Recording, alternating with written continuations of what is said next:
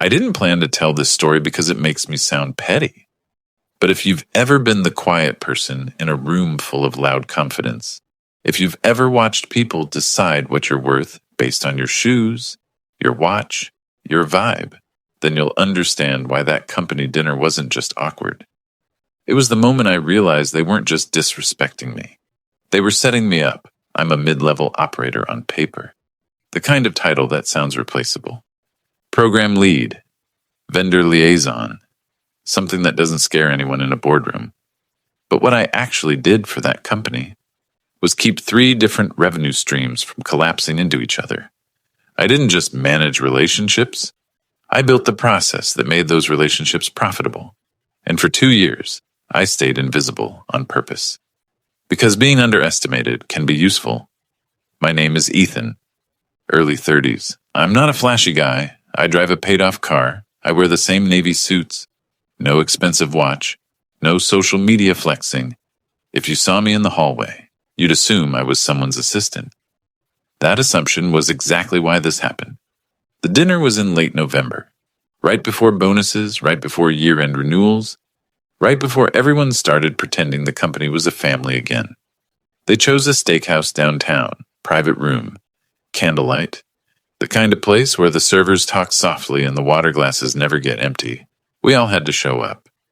Team culture, my VP called it. His name was Derek Lane. Derek wasn't evil in a movie villain way. He was worse. Polished, confident, and casually cruel.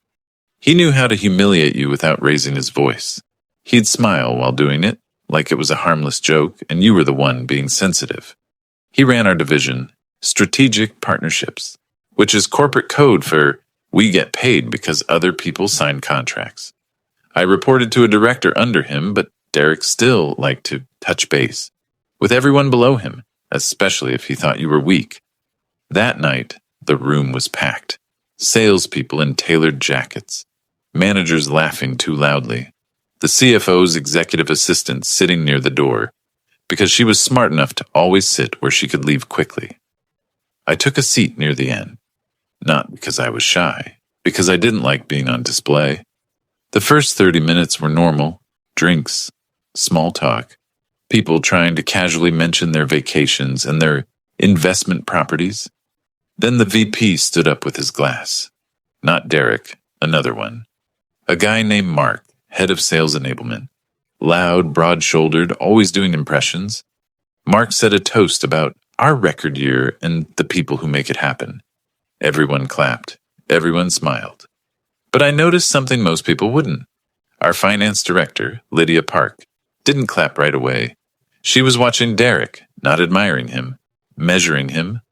Lydia was new. She joined from a larger firm in August. Quiet, sharp, not interested in office politics. She kept her hair tied back, wore plain black suits, and spoke like someone who'd testified in court before. I'd only spoken to her twice, both times about payment schedules for our biggest vendor program. The first time she asked questions that made me realize she actually read contracts. The second time she asked me one thing that stuck in my head. Ethan, do you have a copy of the full addendum? Not the summary. I did. Most people didn't. After the toast, servers brought out appetizers. People loosened up. That's when Derek drifted over to my end of the table like he owned the air. He stood behind my chair for a second, like a predator deciding if the prey was worth it. Then he leaned in and said, loud enough for the people around us to hear, "So you're Ethan?"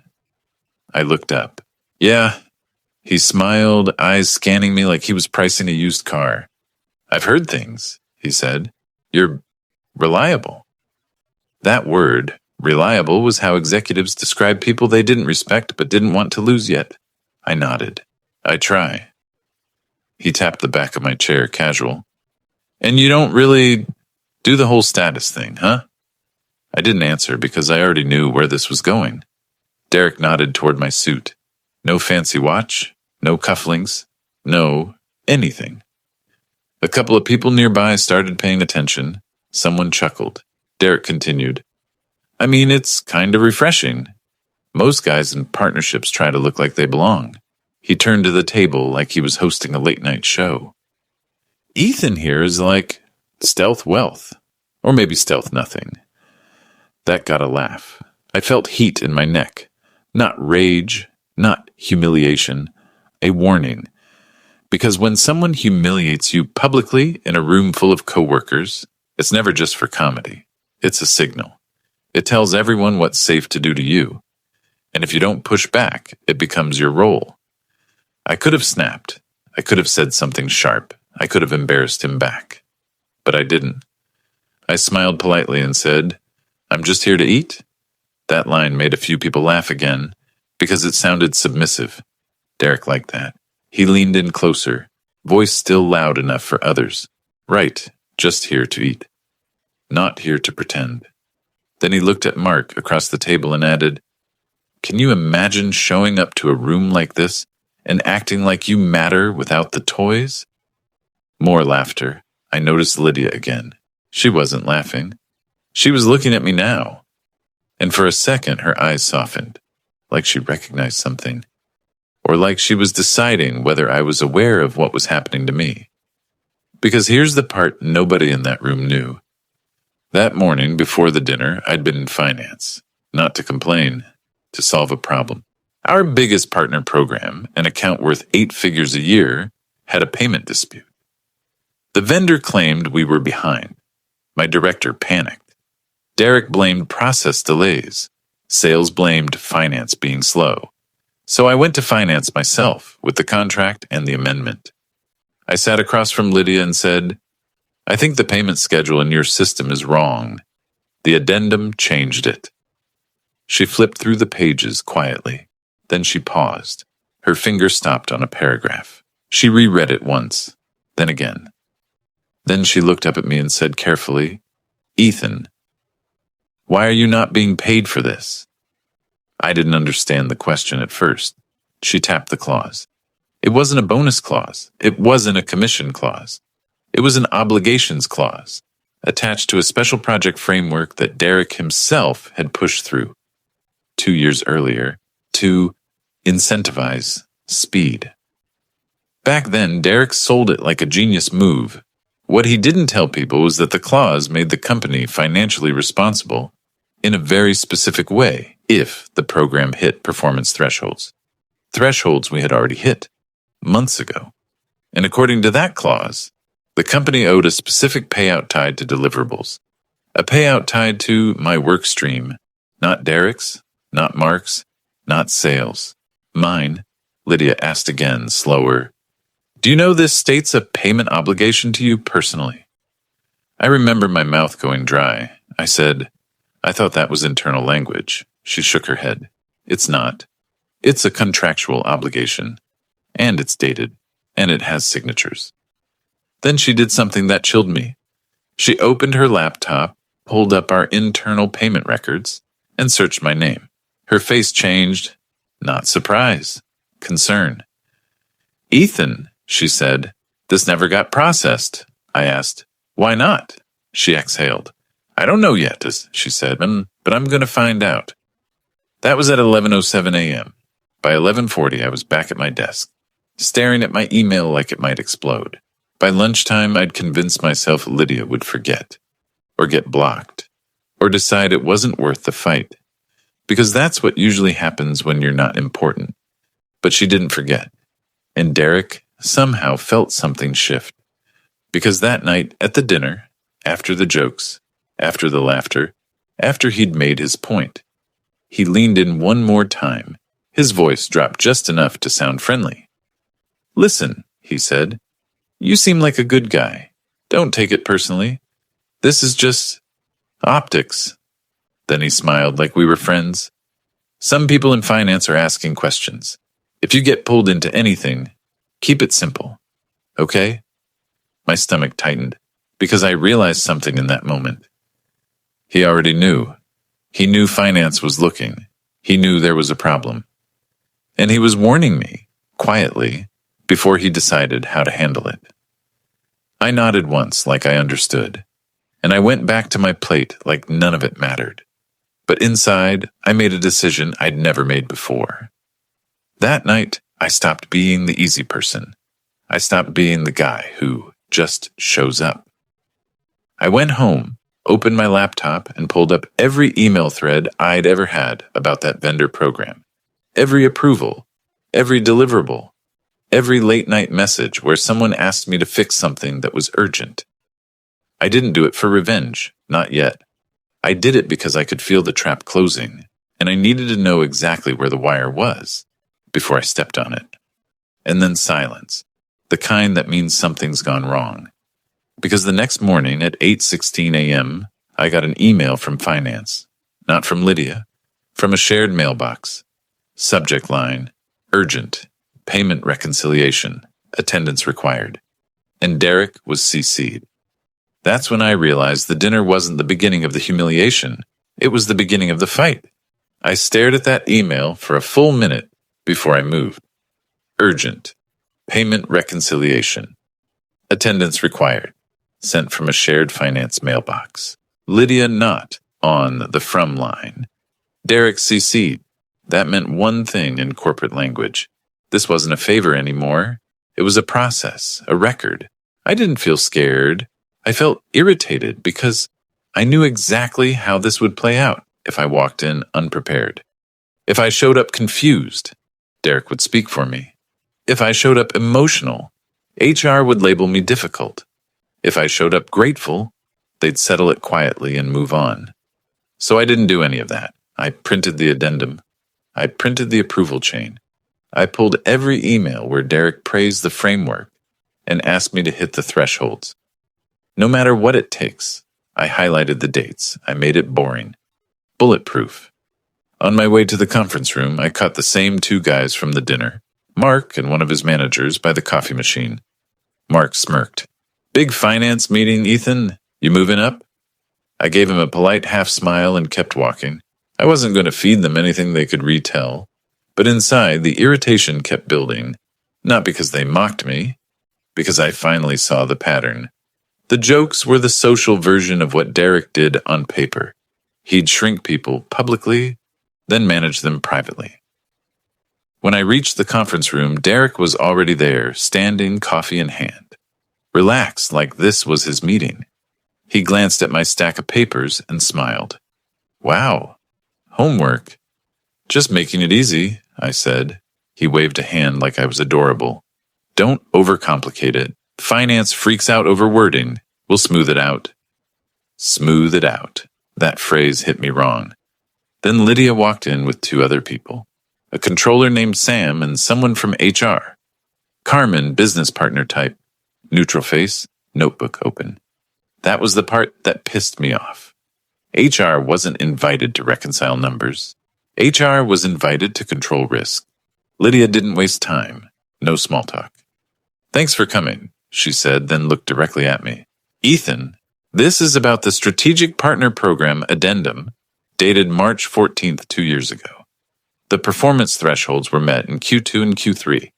The contractual obligation tied to those thresholds appears unpaid. Derek cut in smoothly. It's a misunderstanding. Ethan's been taken care of.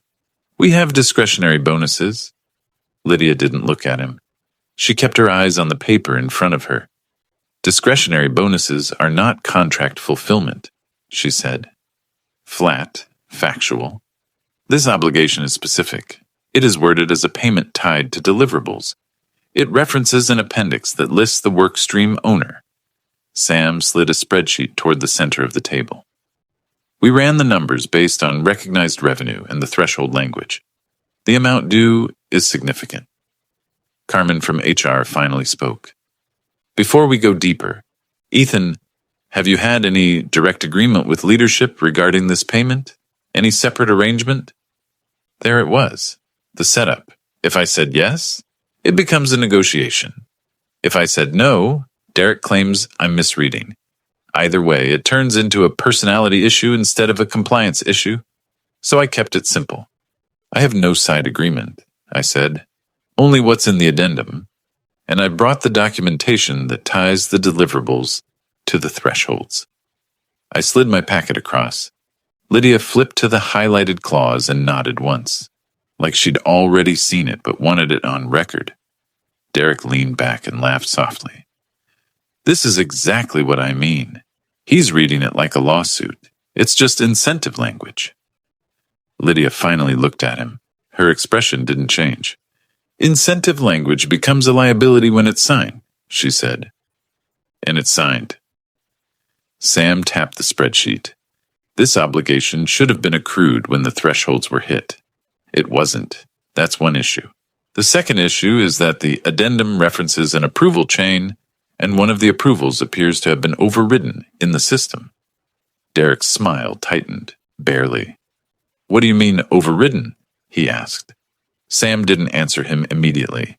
He pointed to a line in the system log and then looked at Lydia, like he wanted her to say it. Lydia said it anyway. The original routing shows the payment moving toward processing in Q3, she said. Then it was paused. The pause reason in the system is executive review. That review was initiated from your account. The room went quiet, in the exact way Derek had warned me about at dinner. The kind of quiet that means someone has stepped onto thin ice and heard it crack. Derek opened his hands like a politician. Yes, because there were concerns. We wanted to ensure nothing was misclassified. That's responsible. Carmen scribbled. Her eyes flicked to me, measuring my reaction, waiting for anger. I didn't give her any. I looked at Lydia and said, calm, if the concern was classification, why wasn't I told? I'm listed as the workstream owner. I'm the one who can answer documentation questions. Derek jumped in, because we didn't want to distract you. You had deliverables. It was almost impressive. He could turn theft into leadership. Lydia flipped to another page in my packet, an email chain from last summer. Derek telling me, hit the thresholds, I'll handle the red tape. She held it up slightly, not dramatic, just enough to establish that it existed. Ethan was not distracted, Lydia said. He was kept out. Then she turned to Derek again. Also, she added, the pause wasn't followed by a reroute. The payment didn't move forward. It didn't move backward. It disappeared into a holding status that doesn't exist in standard workflow. Sam cleared his throat. That's not normal. Under our controls, anything that pauses longer than 30 days should trigger a reconciliation ticket. Carmen looked up sharply. Did a ticket trigger? Sam shook his head. No. That was the first moment I felt something close to satisfaction, not because Derek was cornered, but because the narrative was no longer mine to defend. It wasn't, Ethan thinks he's special. It was, why did a signed obligation get frozen, undocumented, outside controls? Lydia closed my packet gently. I'm not here to argue intent, she said. I'm here to fix an exposure. Ethan, thank you for bringing actual documentation. Derek, we'll need a written explanation for the override, and we'll need to reconstruct the workflow. Derek's voice stayed friendly, but it got colder underneath. Of course, happy to help. Then he looked at me with the same smile he wore at dinner. Ethan, he said, send me your copy of the addendum, the full one. It sounded normal, reasonable, but I heard what it really was. Give me the document so I can control what version exists. I met his eyes and said evenly, Finance already has it, and I'm keeping mine. Lydia nodded once, like she approved of that answer without wanting to say it. Carmen's pen stopped. Derek's smile didn't drop, but it stiffened, like a mask tightening. And I didn't know it yet, but that single sentence would cost him everything. The moment I said, Finance already has it, and I'm keeping mine, I felt the temperature in the room change. Not dramatic, not loud, just a quiet shift where you realize someone has stopped seeing you as harmless. The meeting ended like most corporate meetings end. Polite faces, vague next steps. We'll circle back. But Derek didn't circle back. He hunted. By noon, my director, Angela, pinged me. Quick sync. Derek wants to realign responsibilities. I already knew what realign meant. In companies like ours, it's the cleanest word for punishment. We met in a glass office with the blinds half open like Transparency Theater. Derek was there with Angela and Carmen from HR. Carmen had the same notebook from the finance meeting, same neutral expression, same tone that says, I'm not your enemy, while quietly documenting how you react. Derek smiled like we were friends again. Ethan, he said, I'm hearing you've been escalating things. I attended the meeting finance requested, I said. Carmen looked up immediately, like she liked that answer. Derek leaned forward. Sure, but there's a way to do that without making it look like a personal claim. It's not personal, I said. It's contractual. Angela shifted uncomfortably. She didn't want to be here. She also didn't want to be in Derek's way. Derek's smile stayed in place. Okay, then let's keep it simple.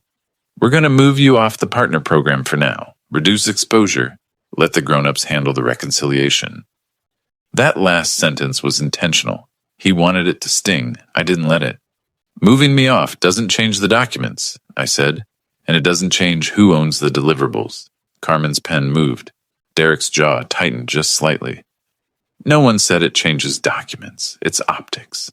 The vendor's already sensitive. We don't need noise. Noise. That's what he called me now. Then Carmen spoke in that careful HR voice. Ethan, we also need to address workplace dynamics.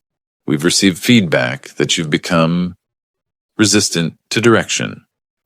I almost laughed. Almost. Because the only direction Derek had given me since the dinner was hand over your copy of the addendum. I kept my face calm. Can you clarify what direction I resisted? Carmen hesitated just a fraction because she didn't have an example that wouldn't sound like retaliation. Derek filled the gap smoothly. It's not about one moment. It's about tone, collaboration, trust. Trust from the guy who froze a payment in a non-standard workflow for months. I nodded once. If there's a concern, put it in writing. Specific examples, dates, expectations. I'll respond in writing. Angela's eyes flicked to me like she wanted to tell me to stop. But Carmen's expression changed slightly. Professional respect, maybe. Or annoyance that I knew the rules. Derek laughed softly. You're making everything legalistic. I'm making it clear, I said. That meeting ended with two outcomes. I was temporarily reassigned to internal admin work, busy work that kept me away from revenue conversations. HR scheduled a performance alignment check-in for the following week. In other words, Derek couldn't erase the contract, so he tried to erase me. The first day of my reassignment, my access changed. Not fully cut, too obvious, but narrowed. The partner program folder, restricted. The renewal tracker, view only. The vendor email alias I'd managed for 2 years, removed. It was a clean corporate chokehold. Keep you employed, but strip your usefulness until you quit. And it worked on people. I'd seen it work, but I didn't quit. I started documenting everything like my job depended on it. Because it did. I emailed Carmen. Per our conversation, please confirm my reassignment reason and scope. I CC'd Angela. I saved the calendar invites. I took notes after every meeting, then sent recap emails. To confirm our discussion, not because I wanted drama, because I knew Derek's favorite move was to turn silence into consent. 2 days later, Lydia emailed me directly. Short, formal. Ethan, internal audit has been notified. Expect an interview request. Please retain all documentation related to the partner, program addendum, and performance thresholds. Internal audit. That word hit differently than finance. Finance fixes mistakes. Audit investigates patterns. And if audit was involved, it meant Lydia had found something bigger than a delayed payment. I didn't reply with emotion. I replied with process. Understood. I have retained all relevant emails, deliverables, and executed contract documents. Please advise on the appropriate submission channel. Her response came an hour later. A secure upload link and an audit case number. That case number mattered. It meant this was no longer a hallway favor. It was a tracked event inside corporate governance. That night, I sat at my kitchen table and reread the addendum again. Slowly, like I was looking for a hidden wire. Because Derek wasn't just trying to avoid paying me, he was trying to avoid anyone realizing he had the ability to pause obligations outside controls. And then I noticed something I hadn't cared about before. The clause wasn't only about my payout. It also referenced vendor credits, credits the company owed back if certain service levels weren't met, credits that would lower reported revenue if recognized properly, credits that could make Derek's record year look a lot less record. I felt my stomach drop, not from fear. Recognition. This wasn't just about me being mocked at dinner. This was about numbers, about someone protecting a narrative. The next morning, Derek called me. Not a meeting invite, not an email. A direct call. His voice was quiet, almost friendly, like we were back at that steakhouse. "Ethan," he said, "I'm going to give you advice. Not as your VP, as someone who's been around." I said nothing. He continued. "Audit is messy. People get dragged. Reputations get marked. You don't want to be the guy who started that over a misunderstanding." "It's not a misunderstanding," I said, calm. Flat. A pause. Then he tried a different angle. "Okay, then let's settle it, quietly. You sign a release confirming you've been compensated appropriately. We'll take care of you. Bonus, title bump, clean slate." There it was, a release. That's what he'd wanted from the beginning. I asked one question. "Send it to me in writing." He exhaled like I was exhausting. "Ethan, don't be difficult." "I'm not," I said. "Put it in writing." He hung up without saying goodbye. 10 minutes later, an email hit my inbox from Carmen. "Performance Improvement Plan. Draft for review." I opened it and felt the irritation sharpen into something colder. The PIP wasn't about performance. It was about control, vague language, unmeasurable expectations, the kind of document designed to make termination look fair. And at the bottom, a meeting invite for Monday. Attendees, me, Carmen, and Derek. No Angela. Which meant my director had been removed from the conversation. They were cutting off my witnesses. I leaned back in my chair and stared at the screen for a long time. Then I did the one thing Derek never expected from the quiet guy with fake status. Yeah, I forwarded the PIP email, unchanged, to the audit case channel, using the secure link Lydia gave me, along with a simple note. Received immediately after VP offered a private release to settle audit exposure.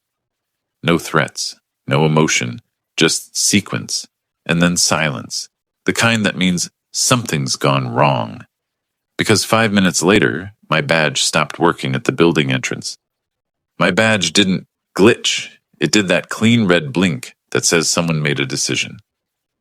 I tried once more, slower, like the reader would magically change its mind. Same result.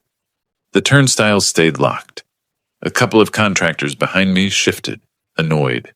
One of them recognized me and looked away, like being seen in my situation was contagious.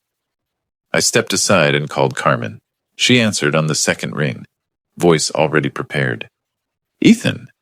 "My badge isn't working," I said. A pause, tiny, controlled. "Yes," she said. "That's intentional. You've been placed on paid administrative leave pending review." Pending review, corporate anesthesia. It makes something violent sound like paperwork. "Pending what review?" I asked. "The audit review," she said. "This is standard. It protects everyone involved." I could hear Derek in the background, muffled, not speaking directly, but close enough that I knew he was there, like he wanted to listen without being on record. I kept my voice even. "Send me that in writing. Today." "You'll receive an email within the hour," Carmen said. "Also, please don't attempt to re-enter. Security has been instructed." "Understood," I said. "I'll wait for the email." I hung up and stood outside my own building, watching people swipe in like nothing had changed. For a second, it hit me how fast a company can make you look guilty without saying the word. And then irritation turned into focus. Because if they'd moved this quickly, it meant my note to audit landed exactly where it needed to land. 10 minutes later, a security supervisor walked out. Not aggressive, not apologetic, just doing a job. "Ethan?" he asked. "Yeah." "We're going to need your laptop and badge," he said. "HR's request." "Am I being terminated?" I asked. He shook his head. No, admin leave. Paid. It's process. Fine, I said. I'll hand it over when HR confirms in writing. He nodded like he'd expected that. That's fair. I'll note it. He went back inside. I sat in my car and waited. I didn't drive off. I didn't panic text coworkers. I didn't post anything. I did what Derek hated most. I stayed disciplined. At 9:03 a.m., Carmen's email arrived. Subject, administrative leave, notice body. Effective immediately, you are placed on paid administrative leave, pending an internal review. During this period, building access and system access will be temporarily disabled. You are instructed not to contact vendors or clients and to remain available for scheduled interviews. It was written like they were protecting the company, but the timing gave it away. A PIP draft last night. A badge cut 5 minutes after I forwarded the sequence to audit. This wasn't a neutral review. This was Derek trying to get ahead of it. I replied with one sentence. Confirm whether this leave is initiated by audit or compliance or by divisional leadership, and confirm whether my documentation submission to audit is protected from retaliation. I CC'd Lydia's secure audit address using the case number. I didn't threaten. I didn't accuse.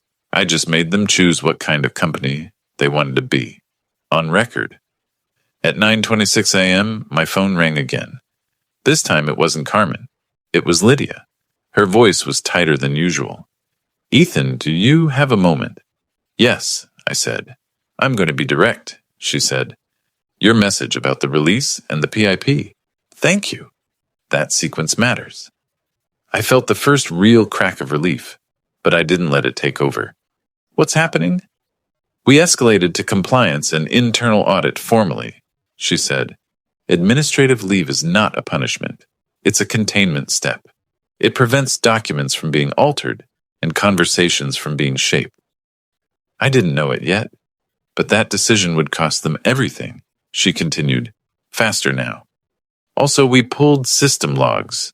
The workflow hold status you mentioned, it's not standard. It was created through an executive override. It routes around controls. Derek, I said. We're not naming individuals on a recorded line, she replied. But yes, the initiator is consistent with what you suspect. My grip tightened on the steering wheel. Lydia added, There's more. The addendum references vendor credits tied to service levels. Those credits were never recognized. The revenue was booked as if they didn't exist. That's when it stopped feeling like my personal problem. If those credits were real, this wasn't a dispute. It was misreporting. What do you need from me? I asked. A clean timeline, she said. Dates, deliverables, approval chains. Keep it factual, no interpretation. Audit will interview you today. Send the invite, I said. At 10:14 a.m., the interview invite hit my calendar. Virtual, 2 auditors, 1 compliance officer, and someone from legal I'd never met. General Counsel's deputy, a woman named Marissa Cole. That name mattered. Deputy GC doesn't join to fix a clerical error. I joined the call. Cameras on. I sat at my kitchen table with my printed packet, like I was defending a thesis. The lead auditor, James, started exactly the way I expected. Ethan, we're going to ask about the program, the addendum, and your interactions with leadership. This is a fact-finding interview. Do you understand? Yes, I said. Marissa from legal spoke next. Also, you are not accused of wrongdoing. We're looking at control integrity. That single sentence was the first micro-catharsis I let myself feel. They thought I was gone. I wasn't. I walked them through it, step by step. The program structure and why the thresholds existed. The dates we hit them. The email where Derek told me to hit the thresholds, and he'd handle the red tape. The moment Lydia flagged the unpaid obligation. The dinner and Derek's warning that finance was asking questions. The phone call offering a private settlement and a release. The PIP email. The badge deactivation. Every time I mentioned a document, I referenced the exact file name and date, then offered to upload it through their secure portal. James asked one question that made the room sharpen. Ethan, did you ever authorize anyone to alter routing status on the payment? No, I said. I didn't have permissions. Only executive roles do. Marissa asked it. Did anyone instruct you to keep this quiet?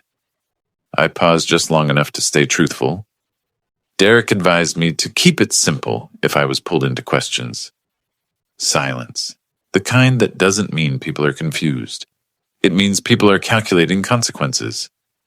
At the end, James said, "Thank you. Please do not contact anyone involved. We'll reach out if we need clarification." Marissa added, "And Ethan, retain everything. Do not delete any emails, texts, or files." "I won't," I said. After the call, my phone lit up with messages from coworkers. Careful ones. "Hey, you okay? Heard your badge didn't work this morning. HR said you're out for personal reasons." Personal reasons. That was Derek again, turning a compliance issue into a rumor that makes you look unstable. I didn't respond to any of them. Not yet. Because at 2:37 p.m., another thing happened. My director, Angela, called. Her voice was shaking. "Ethan," she said, "I just got a legal hold notice. Like, company-wide for our division. IT is freezing accounts." Legal hold means audit is done asking nicely. "What else?" I asked. Angela swallowed. Derek's access got cut mid-meeting. His laptop just logged out. He tried to laugh it off and then walked out to make a call. I closed my eyes for a second, because I could see it, the exact moment his smile stopped working. At 4:10 p.m., Lydia texted me from a number I didn't have saved.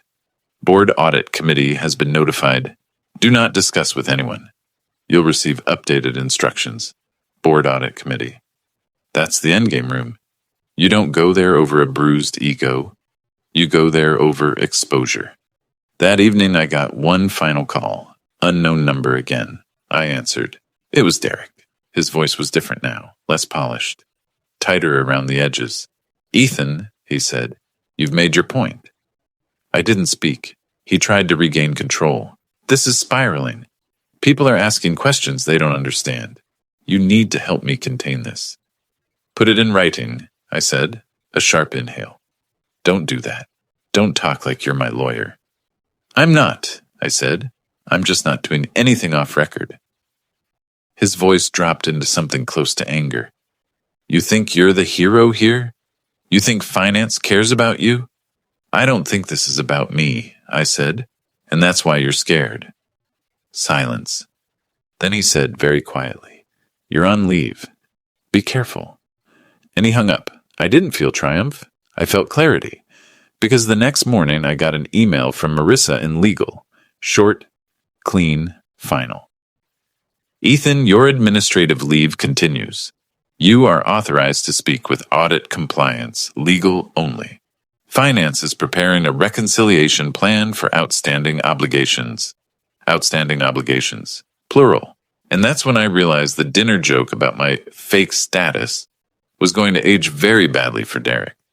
Because finance hadn't just discovered what they owed me, they discovered what he'd been hiding. The next week was the strangest kind of quiet. Not peace, more like the air right before a storm finally chooses a direction. I was still on paid leave.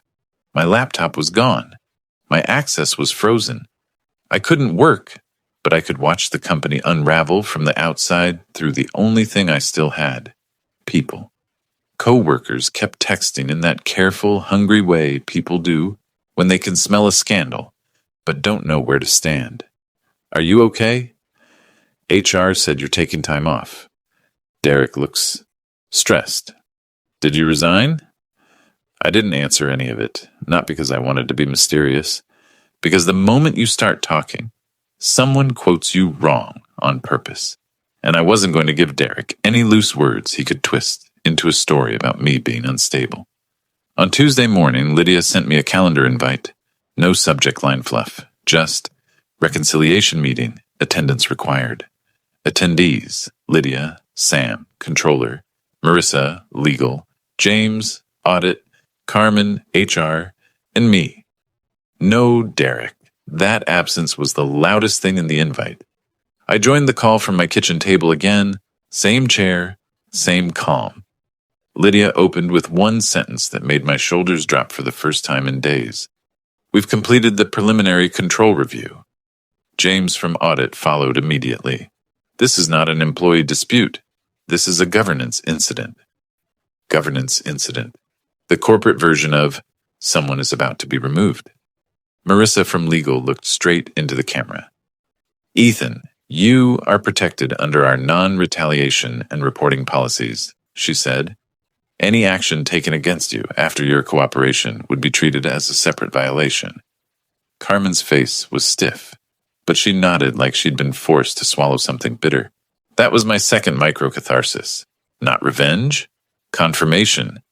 Then Lydia shared her screen, a clean timeline, dates, workflow logs, payment status changes, a list of holds and overrides with user IDs and timestamps.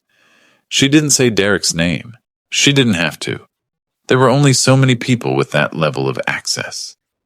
The obligation tied to the addendum was frozen in a non-standard status, Lydia said.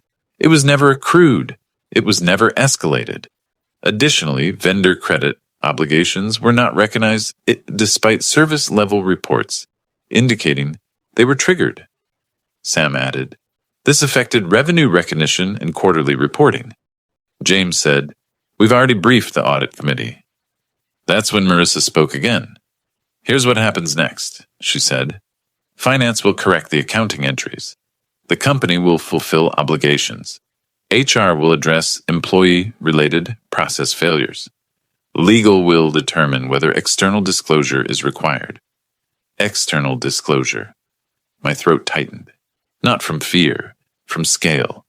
I'd walked into that dinner thinking I was the only one being humiliated, and now they were talking about disclosures.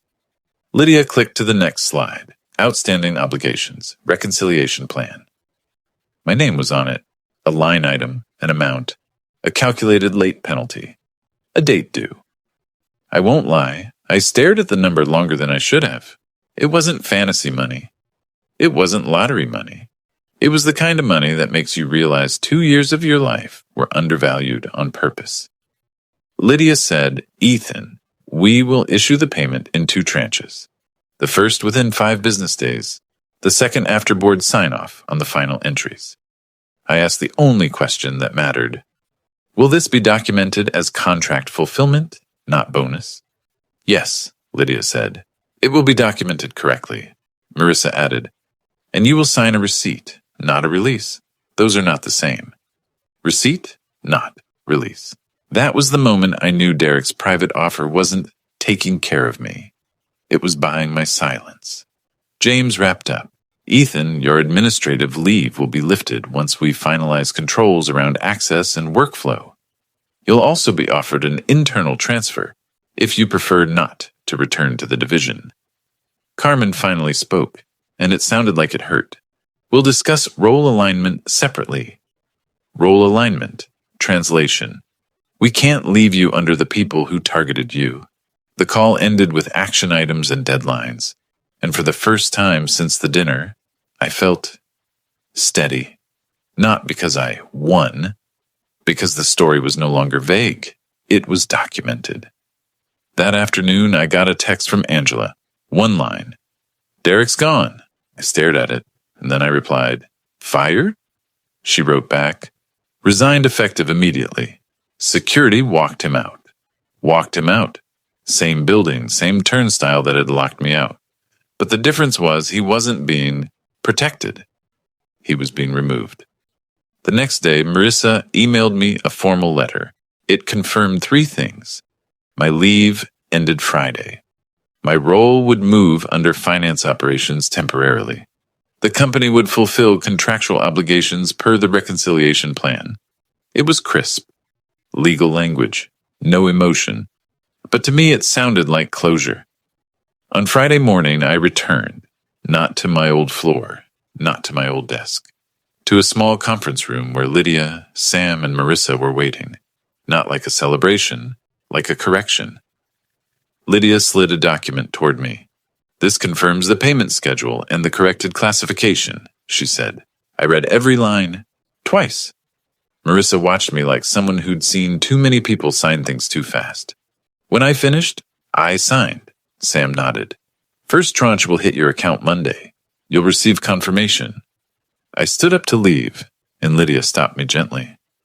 Ethan, she said, I'm sorry you were treated the way you were. I didn't know what to do with that at first, because I wasn't used to people in power apologizing without trying to manage the apology. So I just said the truth. I didn't need respect, I said. I needed the work to be treated honestly. Lydia nodded. That's what we're fixing. When I walked out of that room, I passed the lobby. Same marble, same security desk. The guard who used to nod at me looked up and said, Morning, sir. Not exaggerated, not fake, just normal. And I realized the only reason Derek's jokes hurt at dinner was because they almost worked. They almost convinced me I didn't belong in the rooms where decisions were made. But here's what I learned. Status isn't a watch or a car. Status is what happens when the numbers are checked, and the company has to admit the truth. They mocked my fake status. Then finance discovered what they owed me, and for the first time in years, I went home without rehearsing my worth in my head. Just quiet. The kind that finally means it's over.